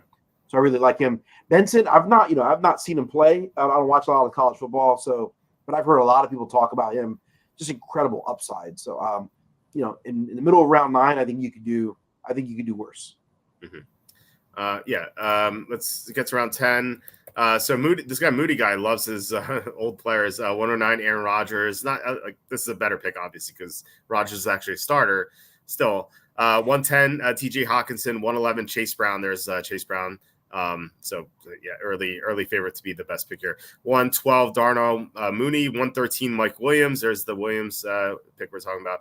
114 Jerry Jeudy. 115 Rashid Shaheed. 116 Curtis Samuel. 117 J.K. Dobbins. 118 Jacoby Myers. 119 Dallas Goedert. 120 Tyler Lockett. I mean, I the one thing that stands out here is Dallas Goedert, because we're tight ends are being taken. Remember round 6, we had David Njoku go there. We had Kyle Pitts. I think Dallas Goedert could easily outproduce those guys, and he's going around 10. Just proves that you can wait on a tight end super easily. Get Dallas Goedert around 10. So I like that a lot. J.K. Dobbins, we discussed him as our top sleeper. He's easily the most talented running back on the Chargers. His injury history is very scary, but in round 10. Your downside is limited here. If he struggles, then you're gonna just drop him and pick someone else up. But he has the potential to be a high-end RB2, I think, in that offense, behind that good offensive line, and with that potential. He's 2 years removed now from a torn ACL, so I suspect he's gonna be. Has a chance to finally stay healthy. We'll see. Chase Brown here. I like that pick a lot. Just the upside there. Hawkinson torn ACL. I got him around 7 last year, but now he's coming off a torn ACL. So, again, Cockcroft making a questionable pick with a torn ACL. So, they should probably find someone who is paying attention to football here. But outside that, Jacoby Myers is fine. Lockett, I think, I don't know. I feel like he's just gonna kind of disappear with Jackson Smith and Jigba being more productive. So I feel like that's another member pick. Just not a fan of it. Curtis Samuel has some potential here. If Keon Coleman sucks, and Khalil Shakir doesn't take the next step, it could just be Curtis Samuel and Dalton Kincaid being the top 2 targets. So I kind of like that in round 10. So yeah, those are my thoughts overall. Mike Williams, I think, still too early given the torn ACL. But what are your thoughts here? There are 5 guys here that I like as values. You mentioned Dallas Goedert. Dallas Goedert is clearly better than the tight ends that were being drafted around 6 and 7. He's more talented and he's in a better offense. So I think that's a really good pick there. I don't know if that's his ADP. If he's being drafted around 10 in typical team leagues like this, typical 12-team leagues, then I'm going to like him a lot. J.K. Dobbins, as you mentioned, great sleeper pick. I love him. Curtis Samuels could be a sneaky, really good value play. So I like him. I like Rashid Shaheed here. I like what I saw from him last year. Nice player. Chase Brown. I really like what I saw from Chase Brown. I think he's clearly better than Zach Moss. I think he's a really good player. He's not the best Brown football player, the best player in the Brown family. His brother, Sidney Brown, who plays defensive back for the Philadelphia Eagles, is a better player. But Chase Brown's great. And then my man Aaron Rodgers. The 11th quarterback off the board in the 10th round. Aaron Rodgers has as much upside as almost any quarterback being drafted, from rounds 6 on. I'd much rather have him than most of the guys that were drafted ahead of him. I agree with the players you liked here for sure.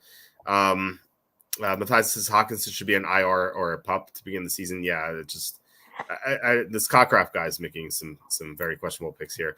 Let's get to round 11. We have Kendry Miller kicking things off at 121.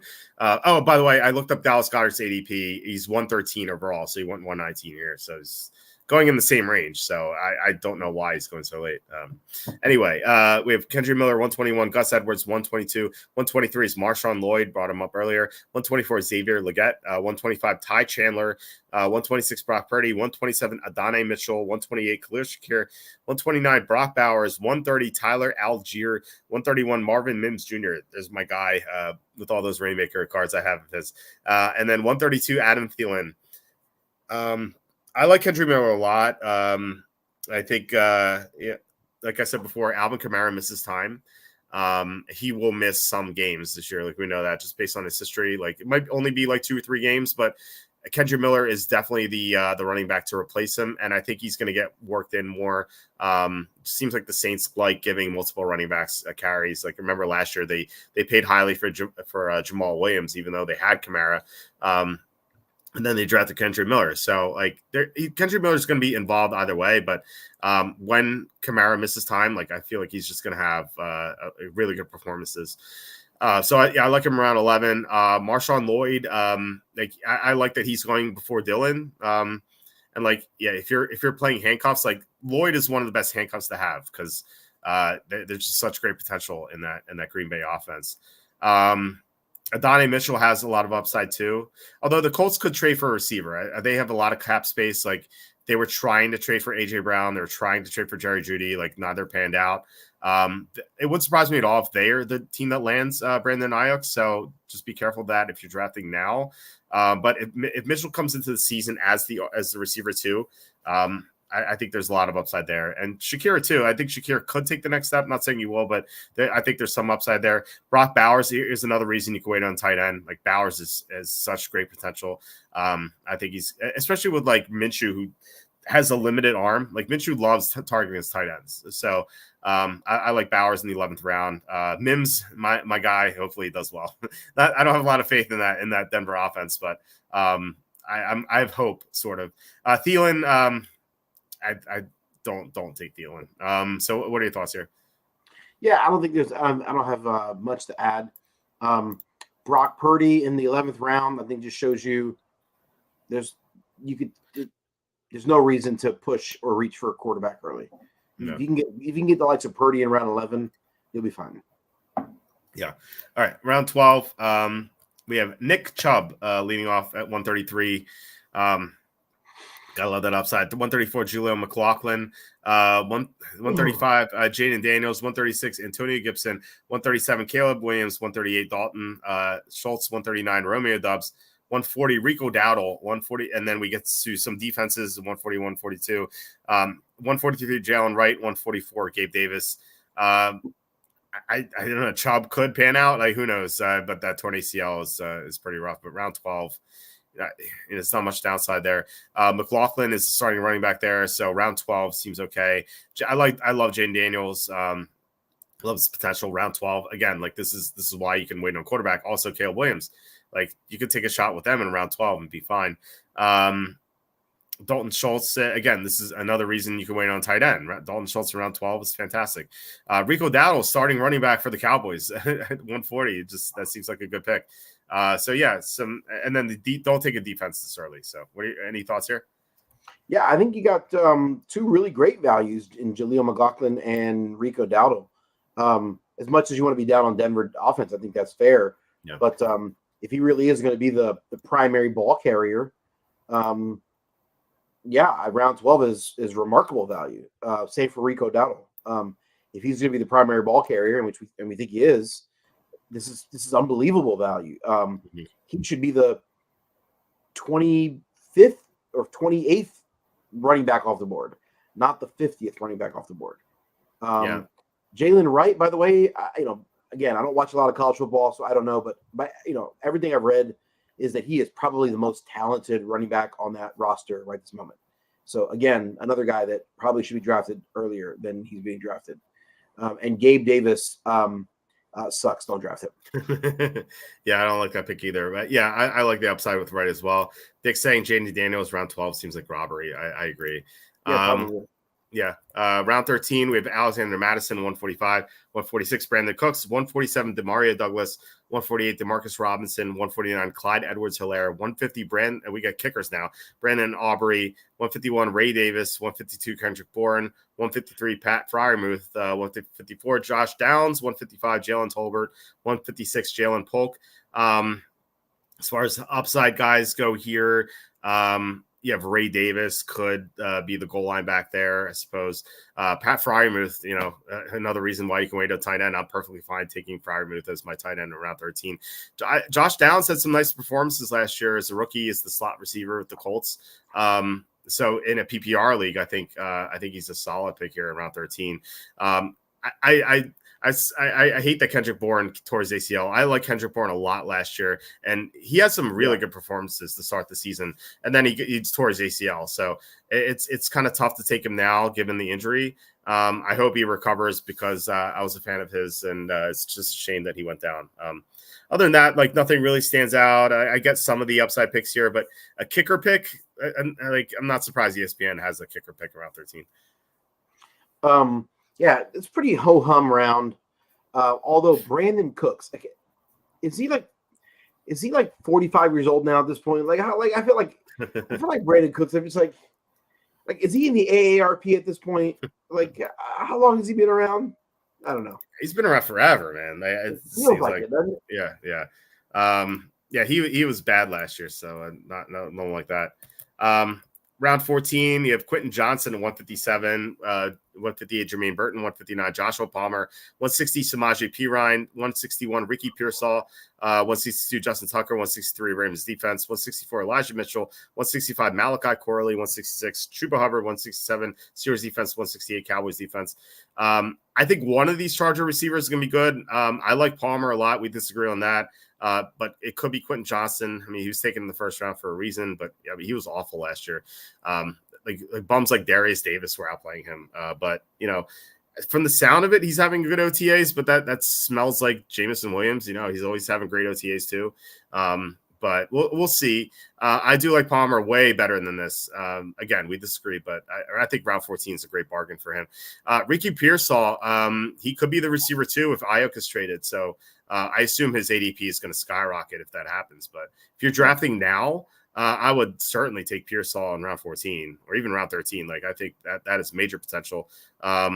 Outside of that, like Chuba Hubbard, until I think the first half of the season, you might get something good out of him, and then I would trade him around week 6 or week 7 or week 8, because I think he's gonna be the starter until Brooks gets hurt. So, any thoughts here?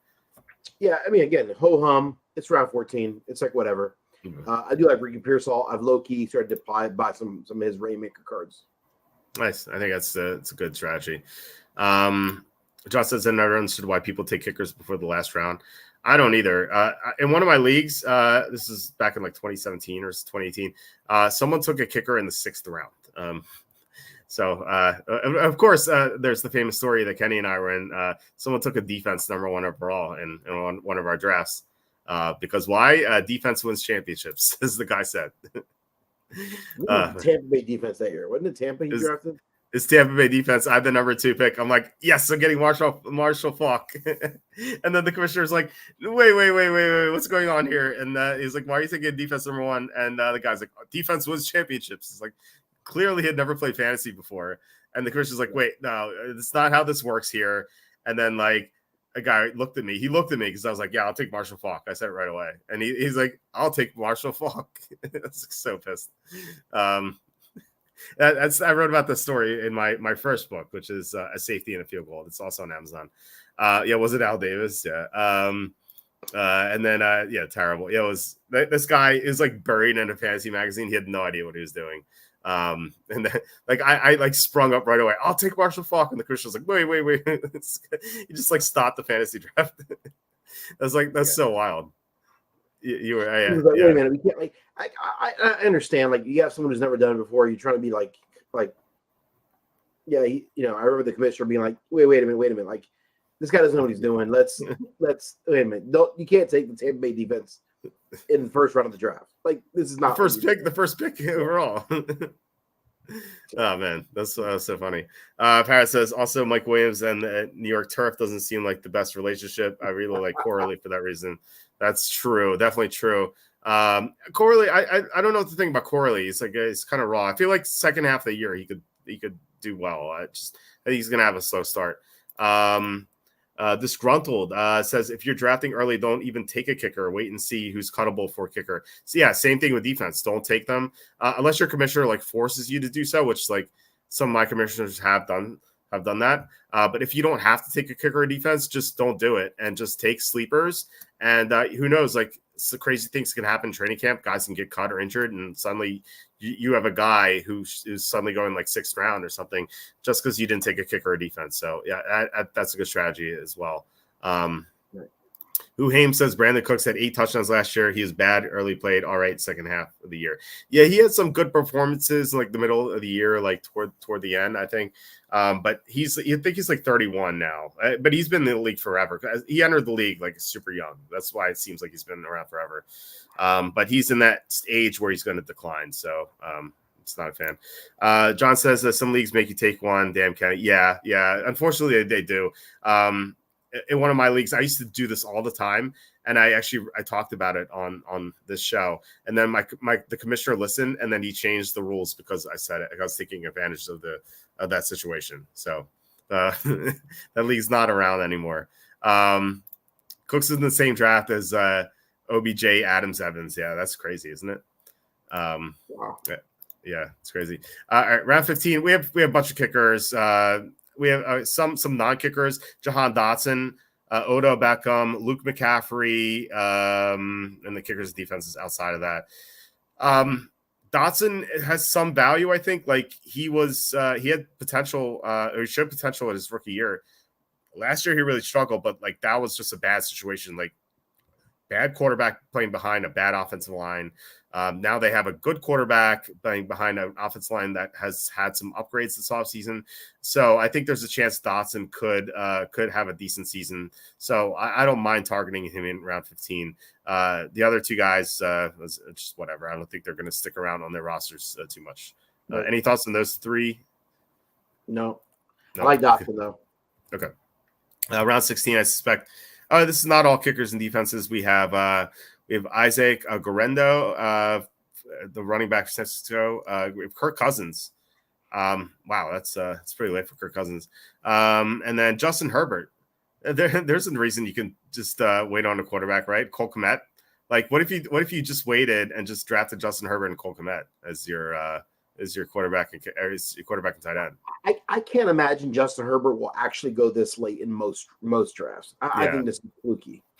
That's crazy, isn't it? So yeah, even if you're not getting around 16, you can get him around 12 or around 13 and be fine. So yeah, any overarching thoughts on this? We're gonna open up some Rainmaker packs, but before we get to that, like any thoughts on this? I thought I like what you said before. The running backs seem thin, but as always, running backs and receivers are players you should target early. That you could take quarterbacks and tight ends late. Felt like some of these drafters didn't really know what they're doing. Like the Cockcroft guy I highlighted a few times.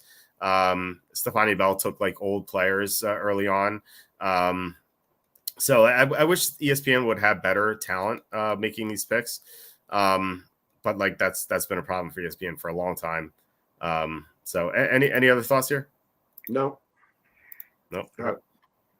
Okay. Let's open up some Rainmaker packs. Do you want to go first or should I go first? Yeah. Let me pop up my screen here. Okay. I want to share my screen. And okay, Dick asking how did Cockcroft team end up looking? Let's pull that up while you do that. So they have everyone's team at the bottom here. Team Cockcroft, here it is. All right, so his team is Josh Allen, QB1. Our running backs are Jahmyr Gibbs, Jonathan Brooks, Javonte Williams, Zach Charbonnet, Jaleel McLaughlin. This looks horrible. Outside of Gibbs, obviously. Who his RB2 is torn ACL. His RB3 may not make the roster. His RB4 is a backup. His RB5 might be the starter on the worst team in the league. That looks horrible. And by the way, he has 3 Broncos. He has Javonte Williams, Jaleel McLaughlin, and Marvin Mims. His receivers are Garrett Wilson, Devontae Smith. So solid at the top. Christian Watson, I like. Then he has Marvin Mims, Jalen Tolbert, Jermaine Burton. He has 2 tight ends. Not sure why. He took Kincaid and Hawkinson. And then Greg Zuerlein's and Saints defense. This looks he's like got some top end talent, right? Everyone, everyone does. Yeah. With Gibbs and Allen. Yeah. His receivers are great overall. And the running back, it could turn out great if, he's got some major ifs though, right? Like if Brooks turns out to be healthy and great, if Javonte Williams rebounds, or if Jaleel McLaughlin takes the starting job and is good, like if Zach Charbonnet is able to supplant Ken Walker, like those are all huge ifs. But if they come about, this team could be incredibly good, incredibly formidable, or this team could miss the playoffs. I don't have any faith here. Like his he has no depth. Like you mentioned, his great receivers. Receivers 1 through 3 look fantastic, but then his top receiver backups are Marvin Mims, Jalen Tolbert, Jermaine Burton. That seems horrible. There's no depth at all on this team, and like he has conflicting players with the 3 Broncos. Like, why do you take 3 players from the worst team in the AFC? Seems like an oversight there. So yeah. John says 313. Thanks, guys. Enjoy your digital card thing. John, you should try Rainmakers. It's a lot of fun. You the man, John. Yeah, thank you so much for the super chat, John. But I don't know. I think you'd like it. I don't know. I tried it and I enjoyed it, and I showed it to Kenny and he liked it. So I don't know. Give it a shot. I think you can get like a free golf pack, and like Kenny's won like you said, Kenny won like $10 last weekend. Yeah. And you didn't pay for it at all. Like you just get it's like $10 free. So it's not gambling because I'm just getting free money basically. Exactly. Yeah, you're just funding your bankroll for the NFL. So, so yeah, thanks so much, Sean. Really appreciate it. All right, Kenny, let's pull up your screen there. So, so I've got 2 cards that I can open. Let's open this one right here. This is a RPO pack, 5 cards. 1 classic rare lineup in every pack. I think I got this one cheap. I paid $9 for this one, I think. Oh, wait a minute. It's not openable yet. Check back later. Wait, it's not openable. Wait a minute. This is a 2023 prize pack. Why would I not be able to open it? That's weird. Oh, is it because I have it listed for sale and my listing? Okay. Oh, yeah. There you go. I can't open it if I've got it. So, all right. Some of these were selling for like $23 and $24. And when I made an offer for $9 and someone took it. So I thought, all right, let's go for it. Nice. So, all right, opening it up right here. And all right, 5 cards. Let's see what I got for 2023. Juwan Johnson, tight end. Okay, that's exciting start. Yeah, I mean you need tight ends for your deep roster. There you go. Yeah. Dalton Kincaid. Okay. Gus Edwards. Like, okay, maybe.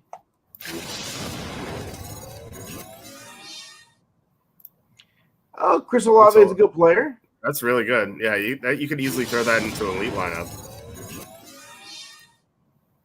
Whoa, CJ Stroud. All right. That's awesome. Those are great polls. Yeah, so the elite lineups work as you need 6 elite cards and 3 rares. Okay. So CJ Stroud and Chris Olave easily could make and Kincaid, like they could easily make your elite lineup. And like, well, now you need elite cards, but still, it's like it's pretty good. So I spent $9 on this pack. This case is worth $1.30, $2.30, $3.30. You know, almost $7. So this pack's probably worth about $13 to $14. Nice. All right. Again, now, can you imagine if I had spent $25 on this? I would not be happy. But the fact that I spent $9, I'm happy about it. Exactly. Yeah, you have to find those bargains. But yeah, look, you definitely got a good pack there. Okay, this one here. Hold on, Red. John, because I just says John, I don't understand this thing either. I'm just here for Mims. Yeah, basically you collect cards and you enter them into DraftKings lineups. Like you know how like regular DraftKings works, like you draft players based on salary. Like there's no salary for your Rainmaker lineups. You just enter the cards you have. So like Kenny just got CJ Stroud and Dalton Kincaid and Chris Olave. So like for the old lineups, for like years past lineups, you need a quarterback, 2 running backs, 2 receivers, tight end, kicker, defense, and then a flex. So like Kenny got a CJ Stroud, so he could put CJ Stroud at quarterback, Olave at receiver, Kincaid at tight end, etc. Yeah, you just compete with other people, and just like you're in DraftKings. So Mike, no shout out. Yeah, thanks so much, Sean. But yeah, I think it's a lot of fun. It's like cool to build your collection. You know, you get these cards and packs. If you get a crappy player, just try to sell it. And like, I sold like 50 crappy cards, and I got like a good one. That's what I tend to do. Not 50 is an exaggeration, but still, you could do that, or you could just play your crappy cards and try to win other packs or money. So I think it's a lot of fun. And like I said, you can get a free golf pack, I think, right now. And Kenny got a free golf pack. He's winning like $10 every week or something like that. Just building his bankroll for the season. So sure. I think it's pretty cool. All right. I bought this pack for $2.49. I just been, again, just any pack I can find for cheap. I just kind of scouring the packs every day. And so this is 3 cards with a 50-50 chance of getting one rare. Let's see. See that rare. Go. No, all core. Okay. Oh gosh. Okay. Talk about crappy cards. Ooh, okay. Samir White. Well, there's a starting running back for you. So we think maybe. Okay. Yeah. I don't think I made my money back on this one. Wait, who's the last one to kind of lag? Isaiah Hodgins. Oh yeah, definitely. You definitely did not make your money back. This pack is worth about $1 or a little less than $1 total. And you paid $240? You said $249. So yeah, that's a what's that percentage? I don't know. Well, it's less than half. So, but still, you know. You lost $1.40, so it's not too bad. We've had worse outcomes here. Let me show you mine. So I also have these I can't open yet. I sold my Rainmaker crafting pack. I sold my legendary. I bought like a bunch of golf stuff, and hopefully it just turns into more profits. But I bought this rookie debut pack for $22, I think, or $21. And so this also is a 50-50 chance of having a rare. Hopefully I have better luck than – okay, it's $22.49 is what I paid for. Hopefully I have a better luck with the rare. But we'll see. Who do you think I'm getting in this? Not Marvin Mims. Marvin Mims. Even though he's not in here, I'm just going to get him. All right, let's go. Oh, that's right. This is a rookie pack. The rookies from 2024 coming into the NFL. Yeah. Okay, I got a rare. Right. It's nice. Right. Yeah, we're asking me Marvin Mims. But let's see here. So my first core is we have Brock Bowers. Okay. So yeah, it's like I said, yeah. There's something called deep roster lineups, which is what I said before: QB, 2 running backs, 2 receivers, tight end, kicker, defense, flex. And then there's like the standard lineups. It's just like 5 players, and they have their QB, running back, receiver / tight end, and flex. So those usually give out higher prizes, but you don't have to play a tight end there. But you have to play tight end in the deep roster. So there's just like 2 different ways you could do this. I personally like the deep roster because there's less competition there. But the bigger prizes are in the in the regular lineups. And so like if you have like great players, you just put them in the regular lineups and you put like your slightly lesser cards in the deep roster. So all right. So my second core is Drake May. Not the worst. Not the worst. I'm not convinced he's going to be the starter in week 1. Like I think he's going to play eventually, but I think there's a good chance Jacoby Brissett starts in week 1. But we'll see. All right, my rare. I'm hoping for Marvin Harrison Jr., Malik Neighbors, Jaden Daniels, or Caleb Williams. Any predictions on this? This is going to be. I feel it. It's going to be. Let's see. Adonis Mitchell. Okay, we'll see. Let's go. Keon Coleman. It could be. It could be okay. I suppose I might sell this. Not sure, but yeah, not the worst. Like there's definitely potential there. So based on what I was seeing in the preseason, I might sell it, but we'll see. All right, so I don't think I made my money back. Let's check this out. So I paid $22. The Keon Coleman top offer is $12.65. So you could probably get. I've had a lot of experience selling this stuff. The floor price is $14.75. You could probably get like $13.25 or $13.50. So Brock Bowers, it's probably like $2 there, so that's $15.50. And then Drake May about $2, so $17.50. So I only lost $5. So if you factor in the John Sanders 313, we lost $2 today on the stream. So not the worst, right? There's been worse. Yes, yeah, there have been some very dreary days with these pack openings. As you can see on the screen, I have a bunch of golf stuff. They have a playoff promo. The playoffs start in August, and those contests are the biggest money contests they have. I think that for the championship, it's $125,000 for first, and it's rare tier contests. So, but I'm going to enter in these elite cards in those lineups. So I'm gearing up for that. So that should be interesting. But yeah, so yeah, that's it for this episode. Thanks so much for everyone for commenting, watching. Really appreciate it. Thanks especially to John Sanders for the 313. Please hit like, subscribe, comment below, share this video. Visit the link in the description for the merch store. Kenny, you want to plug anything? Maybe your website here. thecapitsfake.com.